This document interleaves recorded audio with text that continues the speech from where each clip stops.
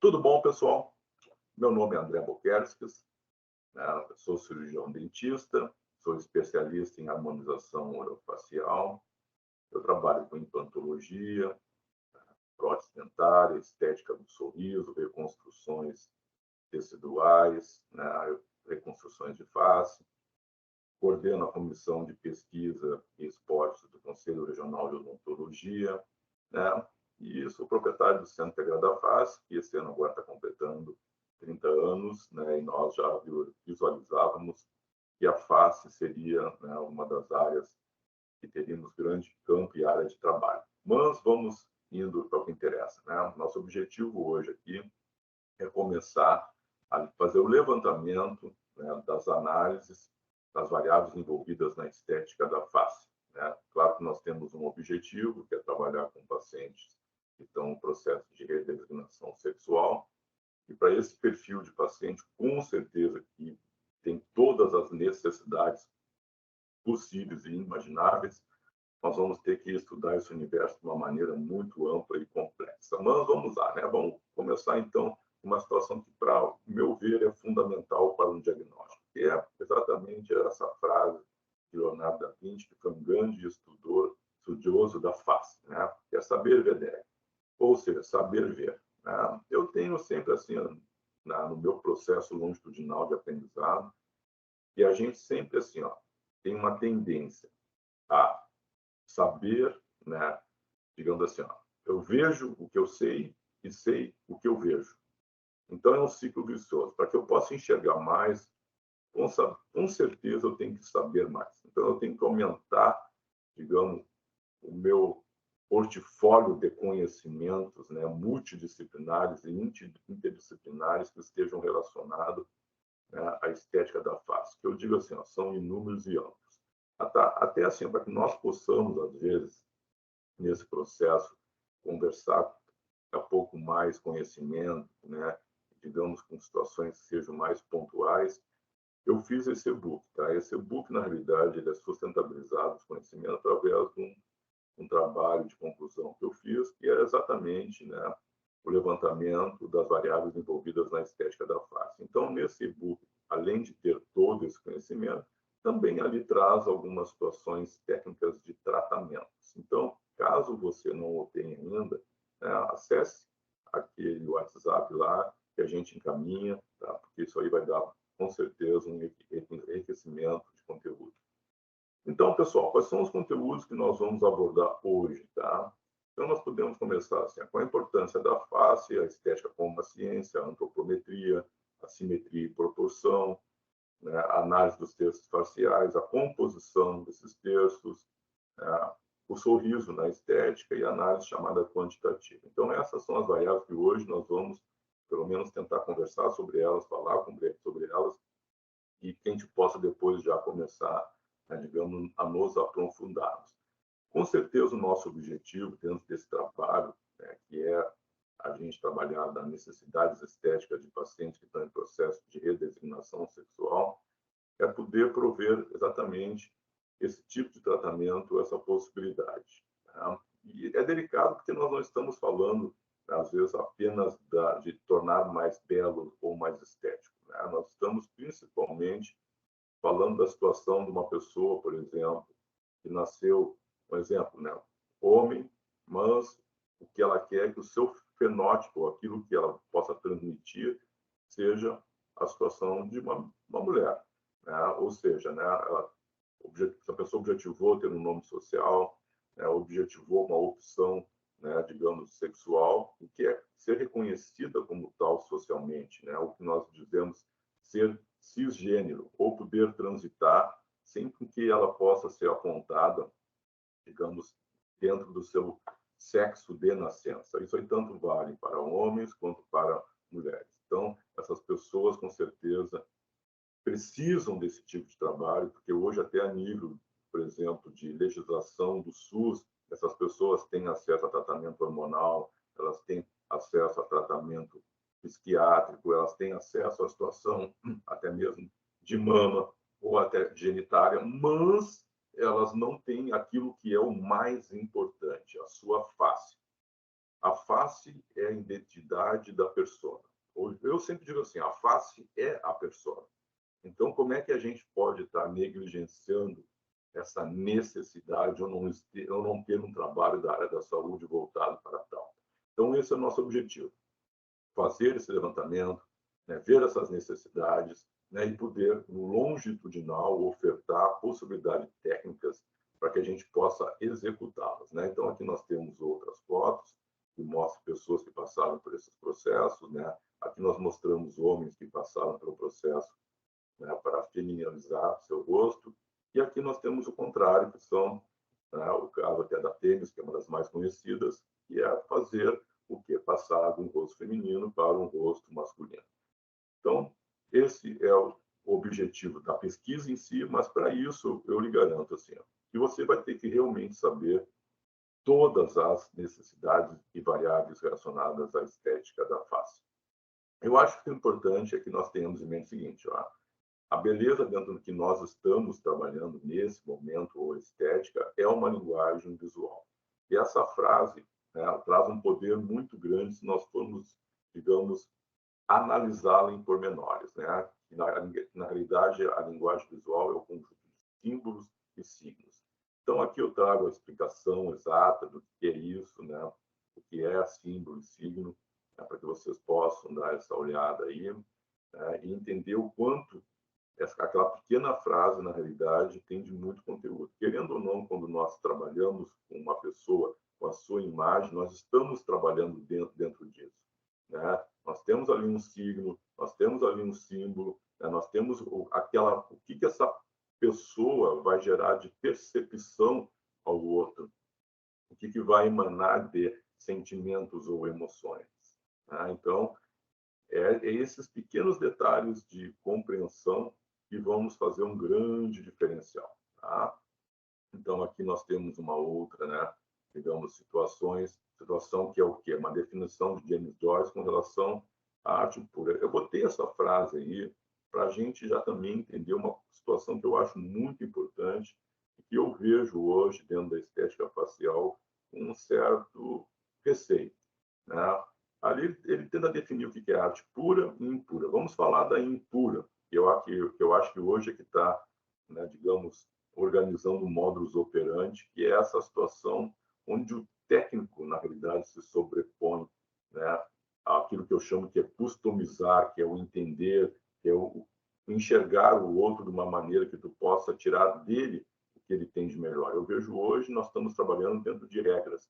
Tanto quando eu vejo um lábio hoje, né, que está ali o contorno, arco do cupido, a volumização, todos eles aparentemente estão iguais. Como a gente vê quando as pessoas estão trabalhando, digamos, estruturação facial em região de zigomático, em região de mandíbula, região de...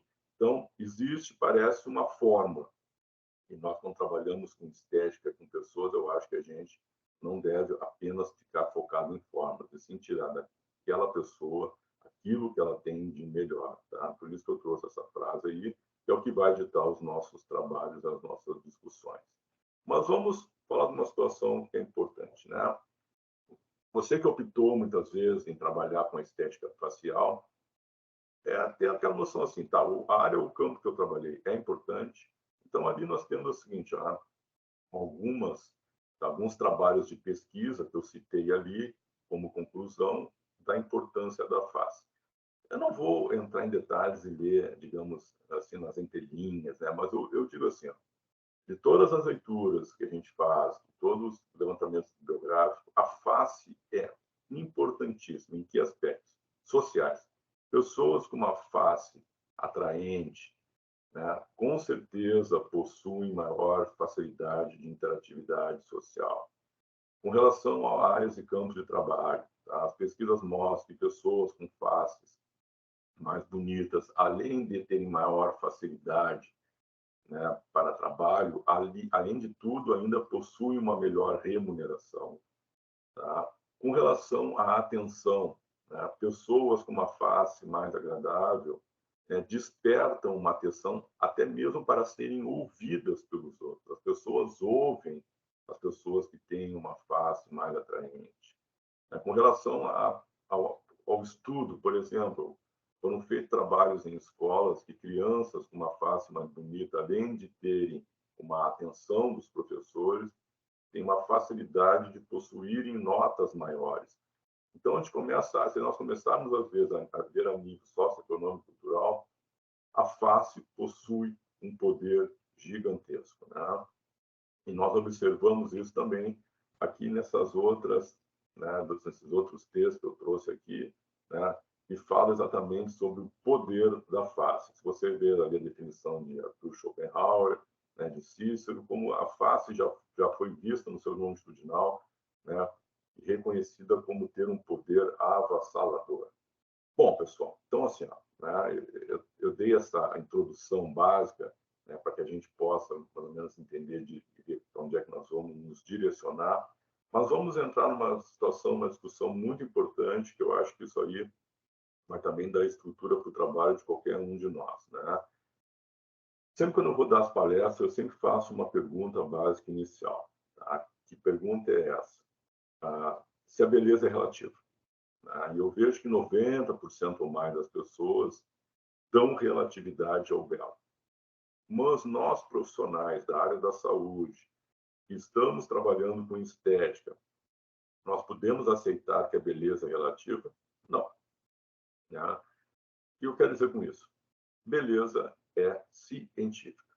Tá? E qual é que é a especialidade, né, que estuda a beleza? É estética. Então, a estética é a ciência que estuda o belo. Se é a ciência, nós temos que primeiro entender que a beleza é uma ciência que tem variáveis que podem ser controladas e trabalhadas e analisadas, tá?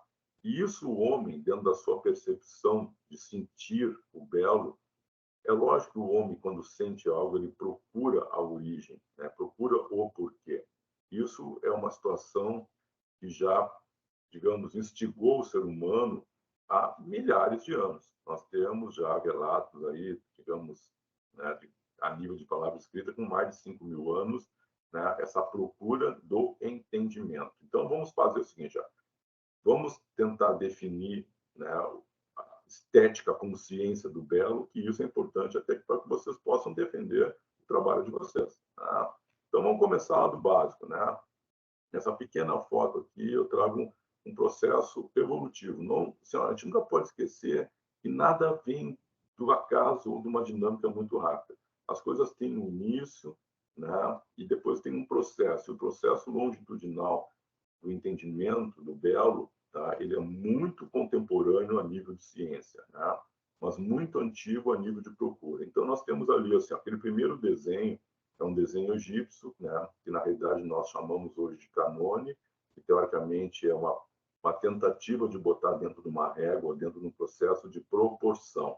Então, se nós pegarmos o primeiro desenho e analisarmos o último, que é uma estátua grega, se não me engano, de Davi, a gente vê o quanto houve uma evolução no próprio processo da representatividade da escultura do homem, né? E isso, querendo ou não, deve, né, a estudos longitudinais.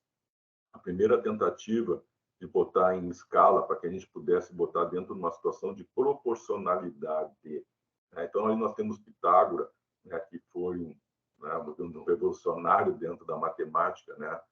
E com essa visão da importância da harmonia, da composição, da proporcionalidade, né, que nos levou a esse processo evolutivo.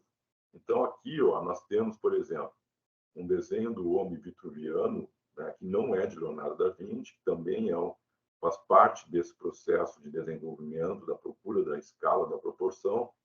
Só que se nós observarmos ali o primeiro desenho, a gente vê que, por exemplo, os pés e as mãos não estão dentro de uma escala correta, mas é um processo. Já analisando, por exemplo, a obra de Leonardo da Vinci, a gente vê que essa tentativa, né, chegou ao sucesso.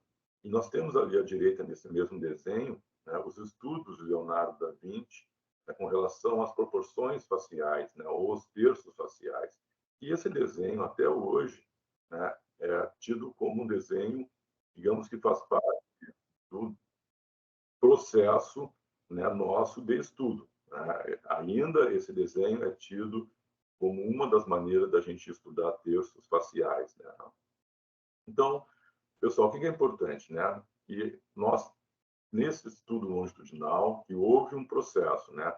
Que as canones egípcias, ou seja, são réguas e medidas, né? Que esse desenvolvimento das canones foram fundamentais para a proporcionalidade, né? O que é importante na proporcionalidade? A gente estudou que tudo que está dentro de uma média é agradável, atraente, né? Então, assim, seria o amor pelo comum, né? Como está aquela palavra ali grega definindo. Mas também é interessante que, às vezes, o belo foge ao comum ou à média, né? Então, como essa situação é um borderline, né? Nós ficamos naquele detalhezinho ali.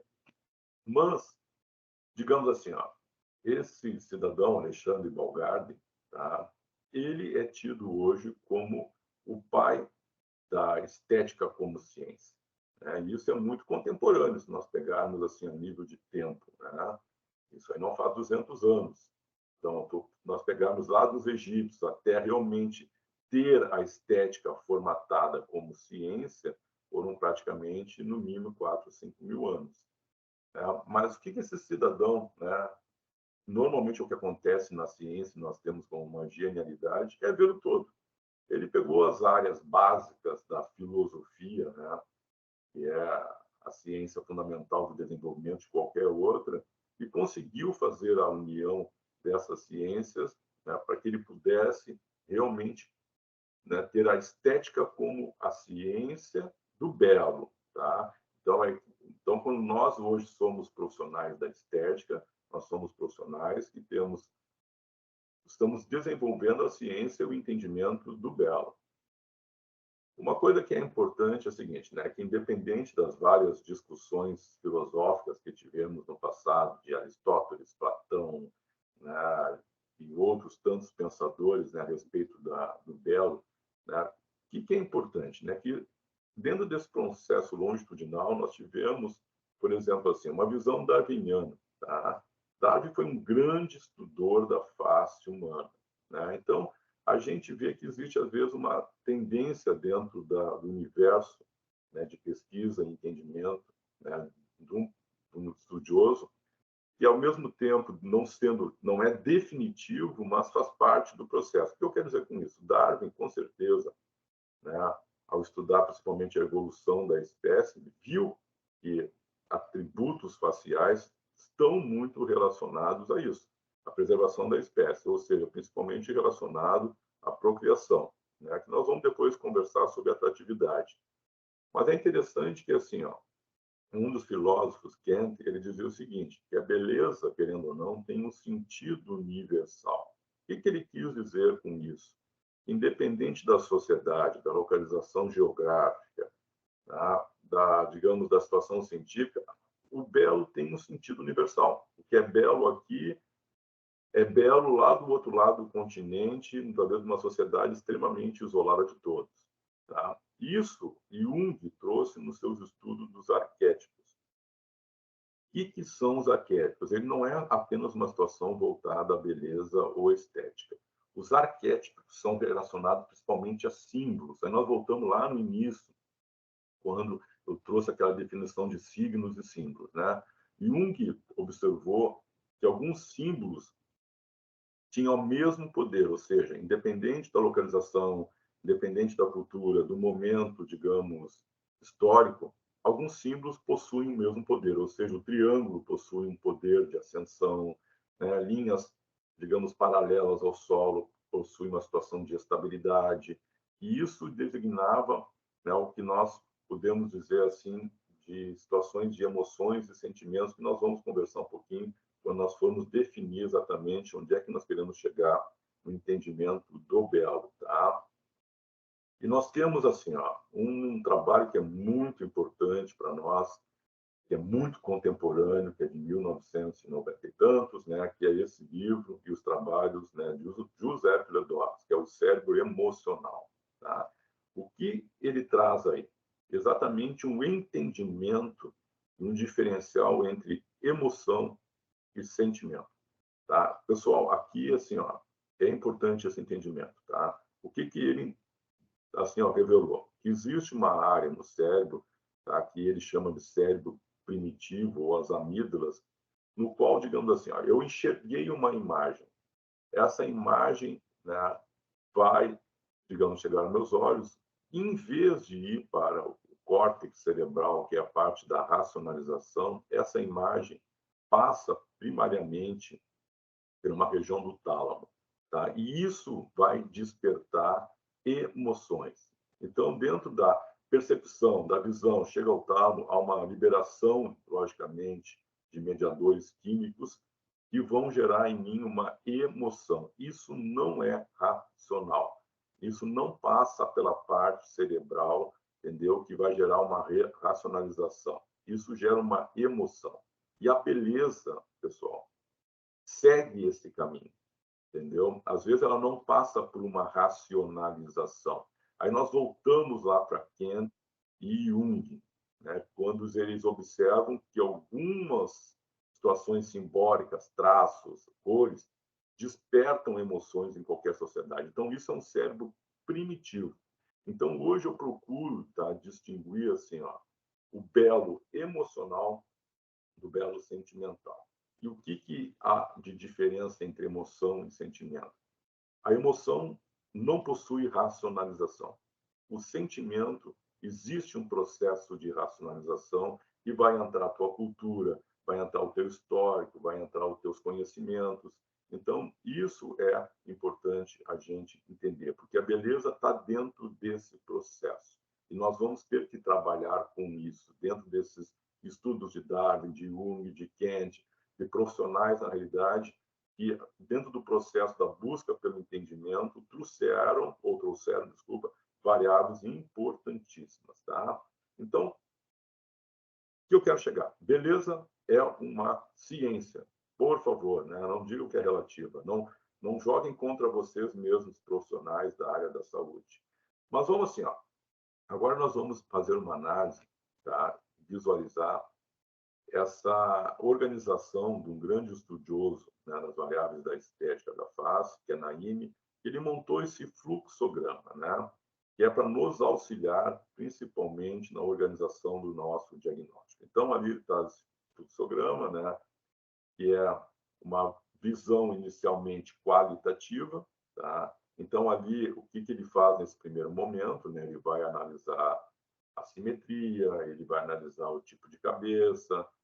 Então, dentro dessa análise clínica visual inicial, ele pode ir para uma análise quantitativa, que aí entra a importância dos conhecimentos em crescimento, desenvolvimento facial. Aí entram situações que a gente tem que conhecer que certas características de face pode estar por trás envolvido problemas respiratórios, né, problemas de malformações, para a gente poder, às vezes, assim, ó, realmente direcionar o tratamento. Tá? Depois nós vamos ver no andamento do processo que algumas situações, como é importante um bom diagnóstico, não só para a estética, mas para a qualidade e o bem-estar das pessoas. Aí, resumindo aqui, nós temos esse fluxograma mais, digamos, lapidado, né? Mas parte da mesma premissa, né? Então, eu vou tentar mostrar para vocês como é que a gente começa a organizar o paciente para que a gente possa formatar, né, e organizar a base do diagnóstico dele, tá? Então, tudo bem, né? Então, aqui estão aquelas variáveis que eu disse que nós iríamos analisar, né? Que é o tipo facial. O que tem de diferente aqui, pessoal, tá? Por exemplo, assim, ó, aquele fluxograma do Naime, que é uma referência, tá, em análise estética facial, eu hoje trago algumas variáveis a mais, tá? Então, ele traz ali o tipo facial, a simetria, a proporcionalidade, né? Eu ainda trago, assim, ó, hoje, como variáveis a serem estudadas, a atratividade, a estética do sorriso, o dismorfismo sexual, né? Também eu acho muito importante a aparência tecidual. Então, nós vamos ir além, né? Para vocês verem, aquele livro do Naime é um livro contemporâneo, novo, mas ele não traz essas situações, né, que muitos aqui trabalham, que é a própria gestão de pele. Então, nós vamos esmiuçar o máximo possível que nós podemos, né, de variáveis para enriquecer o nosso trabalho. Mas vamos começar assim, ó.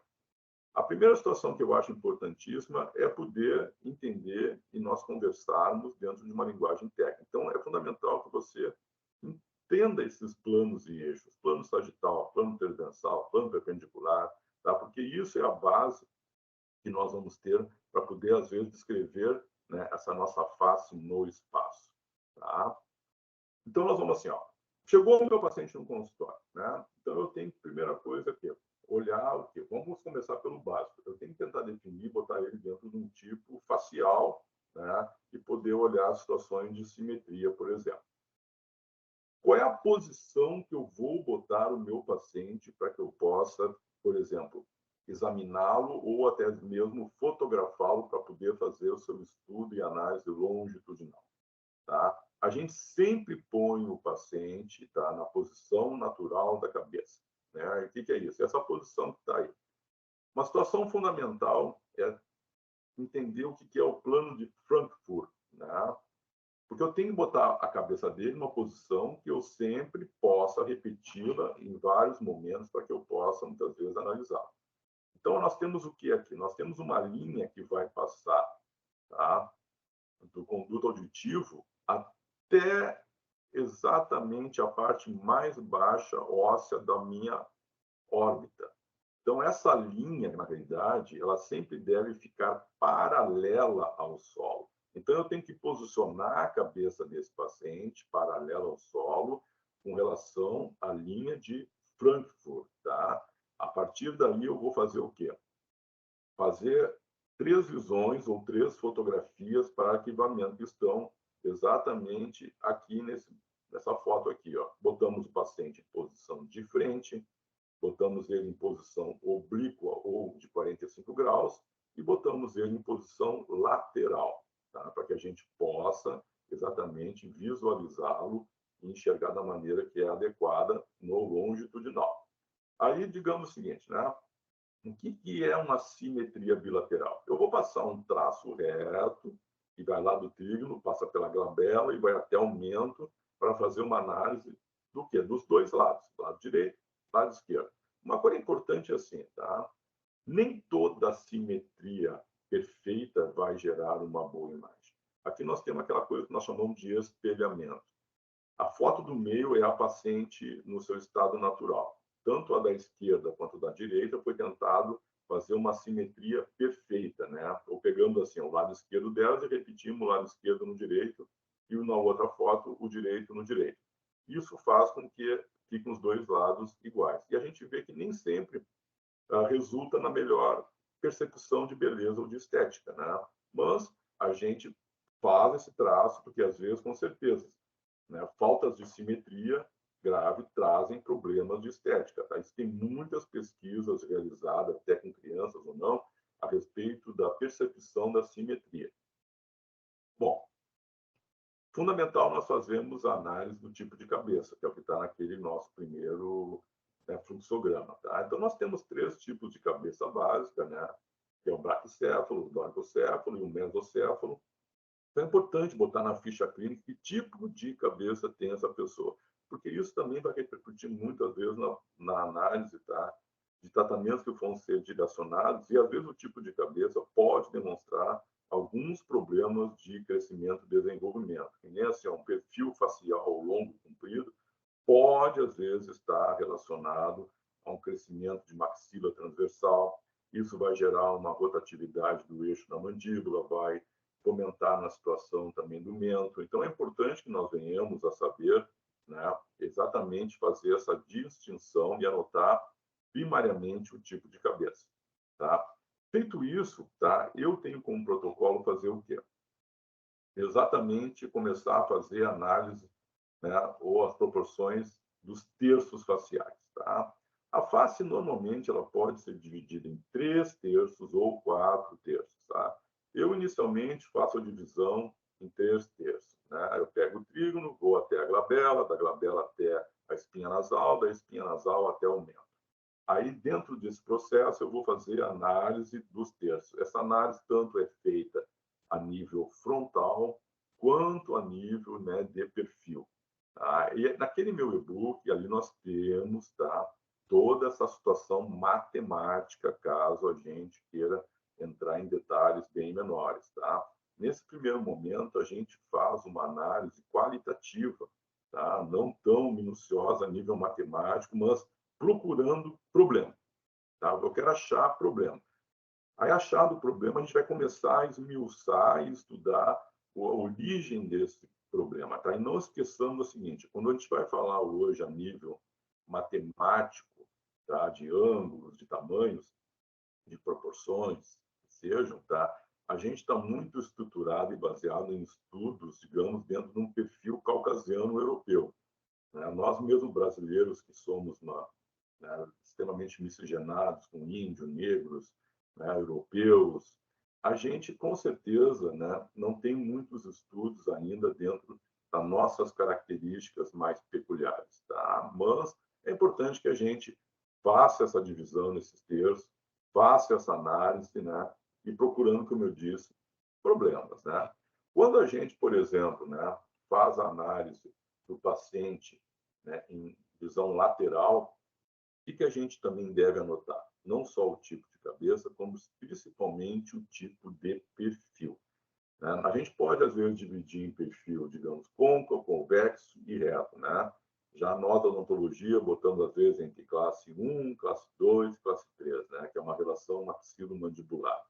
E é importante que a gente faça isso, né? A gente vê ali no meio, dentro de um padrão de perfil facial tido, entre aspas, normal, né? Alguns pontos de análise, né? Então, é importante também que a gente conheça esses pontos, tá? Para que a gente possa realmente fazer um levantamento melhor, saber o que é, digamos, né? A espinha nasal, né? O que é a glabela, o que é aumento, né? Situações labiais. Isso aí hoje também tem naquele e-book, tá? Ali tem os pontos, né? E esses ângulos, como é que são estudados. Por exemplo, assim, ó, só para a gente poder ter um entendimento da importância disso até nível de tratamento. Aquele primeiro paciente, que é aquele perfil, né, digamos, convexo, provavelmente ele tem uma discrepância de maxila-mandíbula, tá? Ele pode ter um crescimento mandibular, né, digamos, insuficiente, que gere esse perfil desse queixinho mais para trás. Então, na hora que você vai instituir um tratamento, né, tudo bem, chega ali, se tu fazer ou fizer apenas uma análise estética, tu pode dizer, não, vamos trabalhar a situação de colocar aumento nele e vai melhorar a estética em si. Sim, mas será que esse paciente, por acaso, não está com um problema respiratório grave? Será que ele não pode estar hoje sendo, assim, ó, ser um paciente que no futuro vai ter problemas de apneia, problema de ronco, isso vai gerar problemas de sono, de concentração, que vão reduzir, na verdade, a qualidade de vida dele. Então, o diagnóstico ele não deve ser focado único e exclusivamente numa situação estética. Deve ser focado numa situação também funcional, de bem-estar e saúde, né, para aquele paciente que nós estamos cuidando. Se você, por exemplo, não faz parte, né, da odontologia e às vezes não sabe ter essa análise, nem muitas vezes como direcionar, faça parcerias, né? Tenha um colega da odontologia que tenha esse entendimento, que ele possa, muitas vezes, com você, né, trazer bem-estar a esse paciente. Isso aí, com certeza, vai trazer um reconhecimento do seu paciente por ti, né? Tu não vai perder o paciente, pelo contrário, né? Ele vai ter o respeito por ter notado e apresentado para ele uma situação que poderá melhorar bastante a qualidade de vida dele, tá? Aqui nós temos, né, uma outra análisezinha também de perfil, tá? Para que vocês vejam ali, né? Até aquele perfil côncavo também pode ser, o queixo dele cresceu muito. Não, daqui a pouco, para mim poder realmente saber a origem, ele pode ser que tenha um maxilar atrófico. Talvez a maxila não tenha crescido, que vai repercutir em lábio, vai repercutir em nariz, vai repercutir na estética da face, né, no zigoma. Então, isso também é importante que nós ganhamos. Então, aqui nós temos, nessa fotozinha, por exemplo, que eu botei ali, né, as relações maxilo-mandibulares básicas, o que pode, muitas vezes, acarretar. Mas aqui nessas fotos, ó, por exemplo, eu trago alguns pacientes que passaram por nós para tratamento, então nós temos essa paciente mulher, inicialmente, que ela chegou lá já no processo de tratamento, uma ortodontia, que iria fazer toxina botulínica para reduzir o sorriso gengival, iria botar um aumento para tentar... Não iria resolver.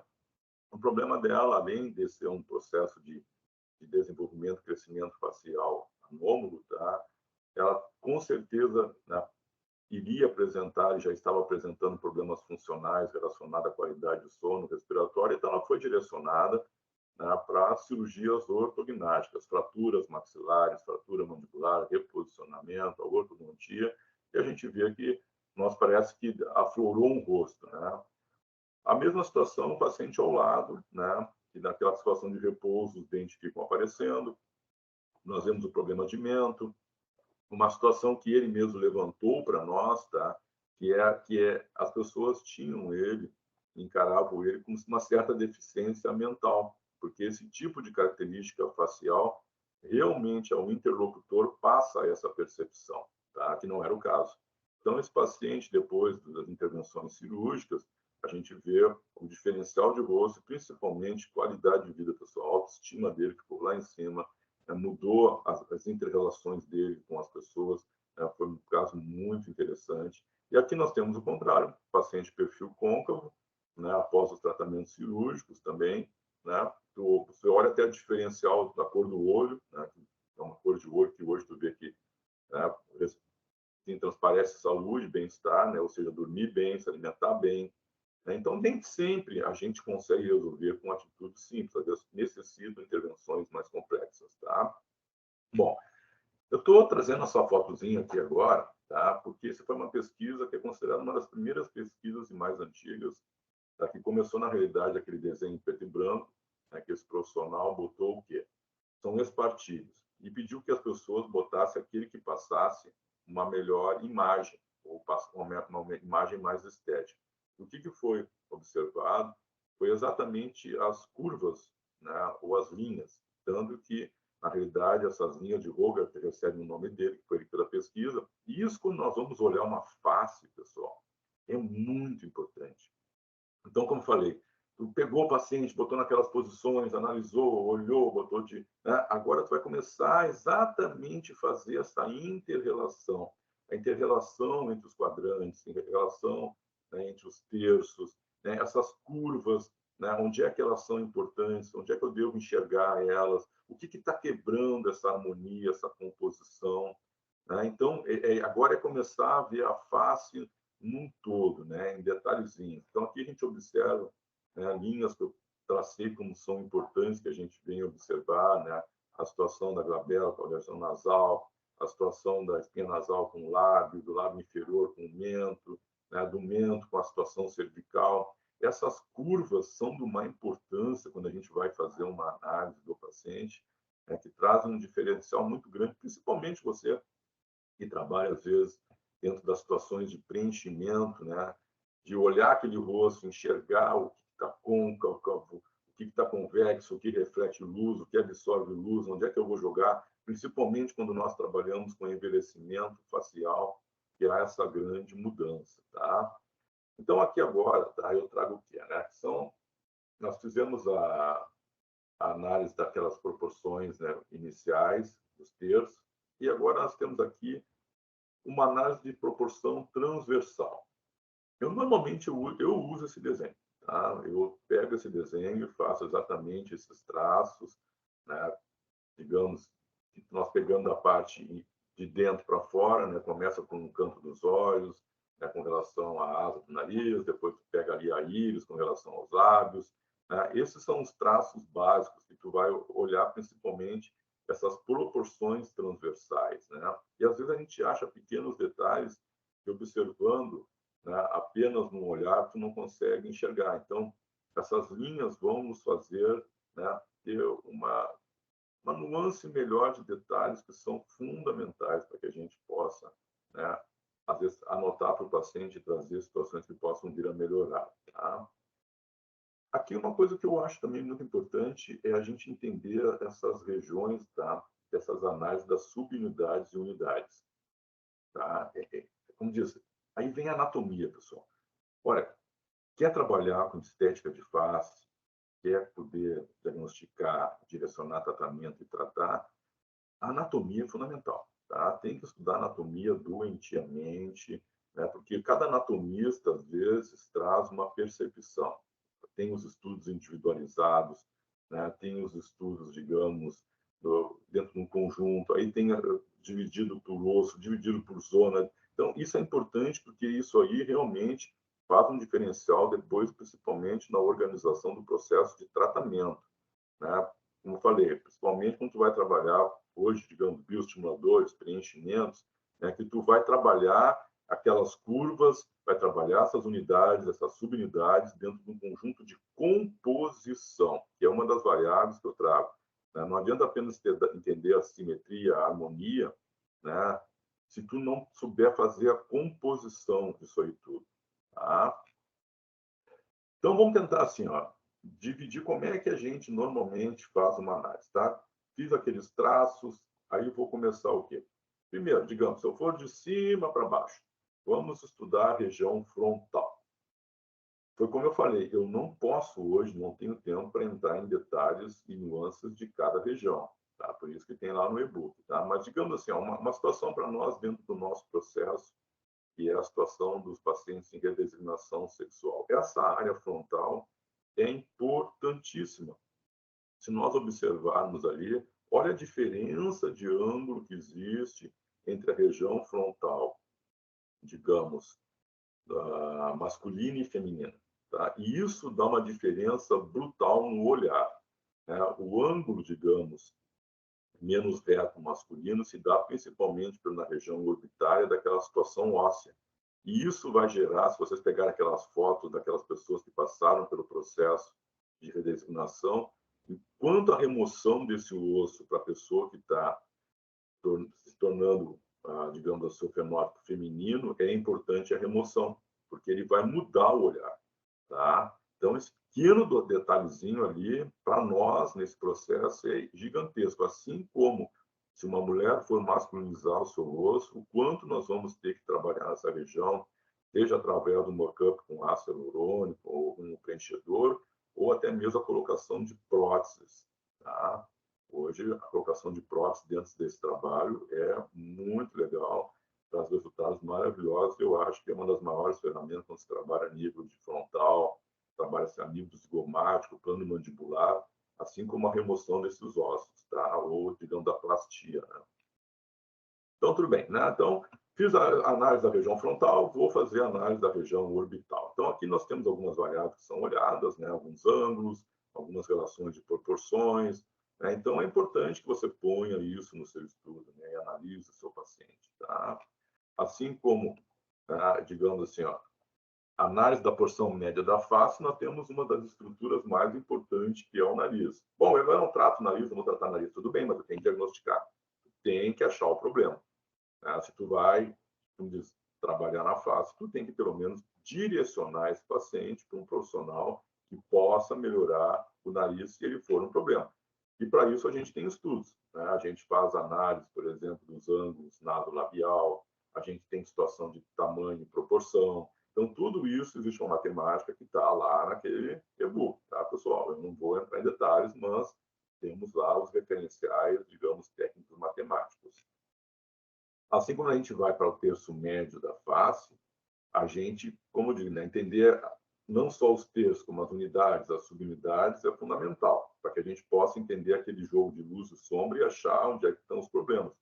Nesse caso em si, por exemplo, aqui, que a gente pega essa foto inferior, ó, essa paciente, inicialmente, se tu olha ela na primeira foto, pode dizer que ela tem um prognatismo mandibular, né? Só que nos estudos, é que eu falei assim, ó, quantitativos, aqueles que a gente vai olhar, principalmente cefalometria e antropometria. Essa paciente, na realidade, ela tinha um recuo maxilar e não uma protusão mandibular. Então, para que ela pudesse ficar com seu rosto, com a sinuosidade, com as curvas, uma situação de maior atratividade, foi feita uma intervenção cirúrgica no maxilar, tá? Nós poderíamos ali achar que não, né? Que talvez fosse uma situação mandibular, mas não o é. Então, quanto é importante esse entendimento, tá?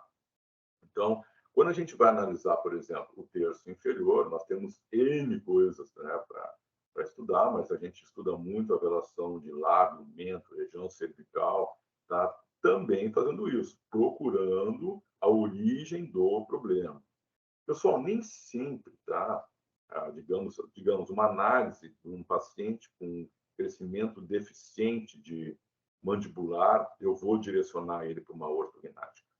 Tá? Aí é importante assim você saber se esse problema está trazendo situações funcionais graves, se está trazendo alguma situação a nível de qualidade de vida, porque às vezes esse paciente não tem dor facial, se alimenta bem, né? Ele não tem problema respiratório, acontece, já acontece. Eu já tive vários.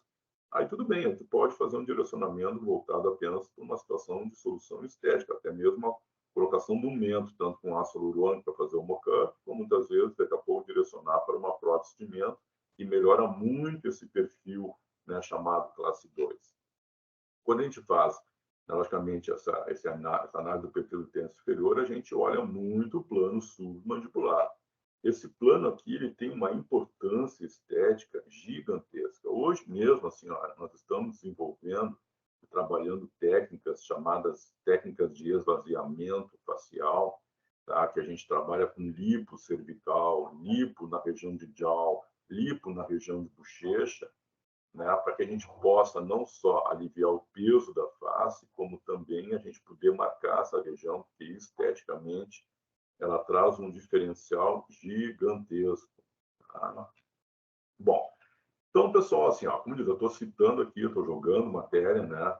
Então, a gente fez análise, digamos, tipo de cabeça, nós fomos para simetria, nós fomos dividir os terços faciais, a gente fez análise frontal, fez análise de 45 graus, fez análise de perfil, né? Olhou as sinuosidades, olhou essa situação terço a terço, procurando detalhes, né? Uma coisa importante é exatamente a gente também observar as chamadas 5 proeminências do perfil facial, né? Seria testa, nariz, boca, queixo, né? Olhando tudo isso aí, né? Porque também uma coisa importante assim, ó, um exemplozinho, né? Fulano tem nariz grande. Depende, né? Se tu botar esse nariz grande num rosto que tem uma testa grande, que tem um lábio grande, que tem um queixo grande, ele não é grande, né? Então tu não pode se basear apenas numa situação matemática, né? Por isso eu digo, dentro da composição é importante que a gente analise isso, né? Porque hoje nós estamos botando boca grande, né, em rostos nem tão grande, né? Então, como eu digo, existe dentro da estética ter moda é uma coisa muito delicada, né? Por isso que eu digo assim, ó, isso não é na realidade a nível catedrático dentro de análises matemáticas, digamos, corretas, mas às vezes passa uma atratividade, que é o que nós vamos conversar daqui a pouco, tá? Bom, uma situação que é importantíssima quando você vai fazer uma análise estética de face é o lábio, tá? O lábio é a região perioral, né? O lábio tem a sua importância dentro, digamos, quando eu falo até na estética do sorriso depois, o lábio tem uma função muito grande. Então, ali, claro, eu fiz essa análise, digamos, das características anatômicas do lábio, que são observáveis, né, para que a gente possa, muitas vezes, ter esses pequenos detalhes. Mas, como eu disse, né, hoje eu vejo muito a situação daquela arte impura, né, na hora de desenhar um lábio. Né, os lábios estão saindo todos eles com os mesmos formatos. Então, veja se você consegue, dentro desse contexto mais amplo, né, conseguir se diferenciar customizando dentro de um processo que traga realmente uma estética. Tá? Vamos falar um pouquinho da atratividade, né? Que eu já citei algumas vezes aqui, que é importante. Pessoal, olha só, atratividade, né? Eu, às vezes, quando eu vou fazer uma análise de estética no meu paciente, analiso ele, eu procuro isso. O que eu posso, né, trazer de atrativo para esse rosto? Né? Às vezes, a gente tem dificuldade de poder realmente trabalhar as variáveis que a pessoa chega lá com uma certa ansiedade, né, e fazer um tratamento que possa melhorar a vida dela em todas as interrelações socioeconômicas e culturais. O que é atratividade? Vamos pegar o caso tipo assim, o Ronaldinho. Né? Ah, ele é bonito, ele é lindo. Dentro de algumas análises técnicas que eu tive até o prazer de fazer uma análise do Ronaldo há muitos anos atrás, né, para poder arrumar possibilidades de soluções para o sorriso gengival dele, né, que era o que afetava ele. Bom, com certeza, né, o tratamento indicado não foi o que ele objetivou, que era uma situação cirúrgica. Mas por que que ele passa uma sensação de, se ele estiver num grupo, rapidinho nós vamos estar tudo abraçado com ele, conversando? Porque um paciente que nem ele, que tem esse crescimento transversal facial, fica com os dentes expostos, ele parece que está sempre rindo. Então, uma pessoa que está rindo para ti sempre, está com uma situação de aparentemente feliz, ela te passa uma sensação de bem-estar. Então, isso é atratividade. Uma das componentes que ele tem é essa sensação de estar sempre rindo. Então, isso eu considero atratividade? Sim. É bonito, estético, dentro dos padrões técnicos? Não. Tá? A Angelina Jolie, por exemplo, se nós pegarmos as primeiras fotos dela, tem um rostinho até meio braxeto, redondinho. O que ela fez para ter um poder de atratividade? Provavelmente, né, porque a gente vê, foi feita uma bichectomia, né, foi feita a região de malar, para deixar ele mais quadrado o rosto, mas ao mesmo tempo, o que ela fez? Ela jogou no lábio. Ela deu uma volumetria ao lábio para que isso desse uma atratividade. E onde é que está a atratividade? Os estudos darwinianos, por exemplo, com relação ao lábio, mostra que mulheres com um lábio mais volumoso, carnudo, trazem uma situação de sexualidade, né, ao interlocutor, ao homem. Até porque em fases que a mulher está fértil, por situações hormonais, né, na jovem, por exemplo, os lábios sofrem uma pequena transformação volumétrica, né, e de apresentação. Então, isso é uma atratividade, foi um jogo. Assim como nós temos ali o Brad Pitt, né, com aquelas características, por exemplo, de um rosto quadrado, bem marcado, né? Isso também é uma situação darwiniana. Por quê? A nível de evolução da espécie, né, essas características, vendo muito o chamado, entre aspas, macho alfa, traz uma situação de segurança, traz uma certa situação de agressividade. Então, para a mulher, esse perfil de face é atrativo. Entre homens, às vezes, não tanto. Uma pessoa que chega num ambiente, tem esse tipo de perfil de rosto quadrado, mandíbula saliente, né, passa uma situação de, para o outro interlocutor do sexo masculino, não tão positivo, né? Como diz, né? Há um certo choque de interesses, né? Então passa uma agressividade. Então tudo tem os dois lados. Assim como nós observamos essa paciente aqui embaixo, pode ver assim, ó, quem olha para ela parece que passa uma boa imagem, né? Esse é o perfil classe 2. Normalmente o queixinho é mais para trás, e essas pessoas estão sempre, parece que estão sorrindo, e quando sorriem, mostram muito os dentes. Então, assim, ó, esse perfil a nível frontal, de frente, ele é muito atrativo, mas visto em lateralidade, já não é tanto. Tá? Isso tem estudos na área da odontologia muito grandes com pacientes classe 2. Vistos de frente, passa uma percepção muito boa, mas vistos de lado, de perfil, já não é tão positivo. Tá? Aí nós chegamos na estética do sorriso. Ah, mas eu não sou dentista, eu não quero saber, eu não vou tratar sorriso, não vou me preocupar com isso, não vou analisar. Bom, pessoal, voltamos lá. Né? Vai entrar na estética da face, quer trabalhar com isso, não é da área, formate uma parceria. Tá? Por quê? Porque a estética do sorriso é fundamental na estética facial. Né? Então, às vezes, você pode não saber detalhes, mas você consegue observar se poderia estar melhor e direcionar o seu paciente para isso, para que ele realmente, né, venha te valorizar como profissional, né, que tu diagnosticou. E por que isso é importante? Tá? Porque o sorriso, na verdade, ou a boca, é a segunda estrutura mais observada, né, numa situação de relação de contato. Quando tu tem contato com uma pessoa, primeiro, tu normalmente observa o quê? Os olhos. A próxima, digamos, unidade a ser observado é a boca, como mostra esse desenho aqui. Ó. Então, a região bucal é a segunda mais observada pelo interlocutor, tá? No primeiro contato. Primeiro é os olhos, né? Tanto que diz o seguinte, cuida muito, os olhos não mentem, a boca sim. E eu te digo assim, ó, depois que tu teve contato com os olhos, só o que tu vai, teoricamente, observar é a boca da pessoa. Tá? Então, procurar entender, né, o que tu poderia enxergar, procure um profissional, troca informação e vamos lá, vamos evoluindo, né? Os incisivos centrais mesmo é um dente que ele passa, digamos assim, ele é a transparência da personalidade.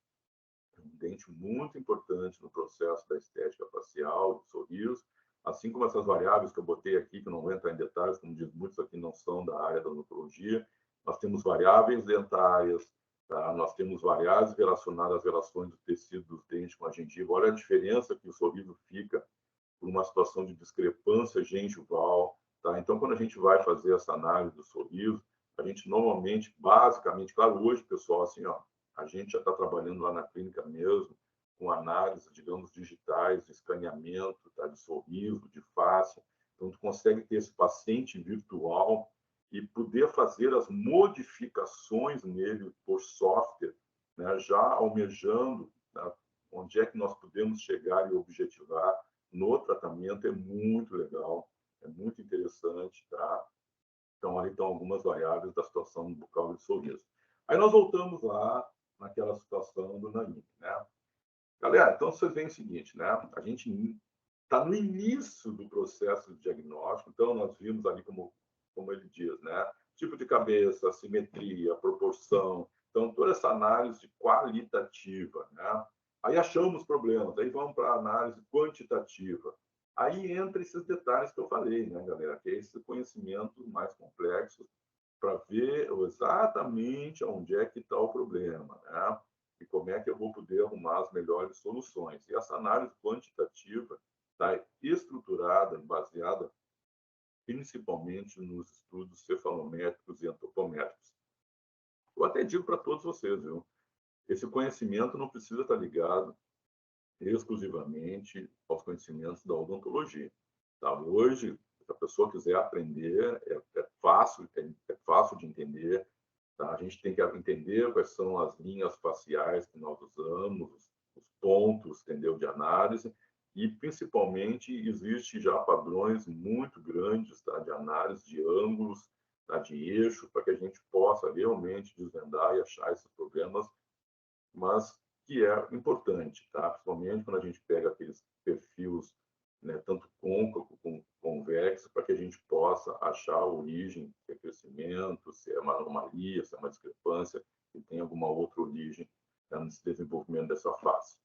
Né? Então, como eu falei, hoje a gente tem essas análises de exames complementares, então nós temos as tomografias, nós temos as ressonâncias, nós temos as digitalizações desses processos todos para que a gente possa fazer essas análises tanto em softwares, né, quanto em programas que podem, muitas vezes, não só nos dar a origem do problema em si, como que a gente possa arrumar a solução dos mesmos. Tá? Pessoal, então, assim, olha bem, tá? Nós temos, essa foi a nossa primeira aula, né? Eu trouxe as variáveis básicas para que a gente possa, então, começar a estudar e a entender o nosso paciente. Tá? Nós temos mais 2 aulas agora para te ver como a coisa é complexa, mas é maravilhoso. Então, eu estou muito contente que hoje a gente pôde compartilhar esses conhecimentos iniciais. Então, nós estamos trazendo, tá? E, digamos, enumerando variáveis para que nós possamos nos aprofundar. Tá? Então, é um estudo, como eu digo, eu estou praticamente assim, ó, há 30 anos estudando isso, né, me dedicando a estudar a face. E olha, eu digo assim, para vocês que faz muito pouco tempo que eu comecei a ter esse entendimento melhor do todo, né, desse conjunto, porque aí entram os conhecimentos não apenas técnicos, como também, assim, eu não descarte as necessidades dos conhecimentos artísticos, né? Aí entra a física, a reflexão, difração de luz, entender isso aí tudo, né? Então, logo, logo a gente vai estar postando, principalmente, a segunda aula, né?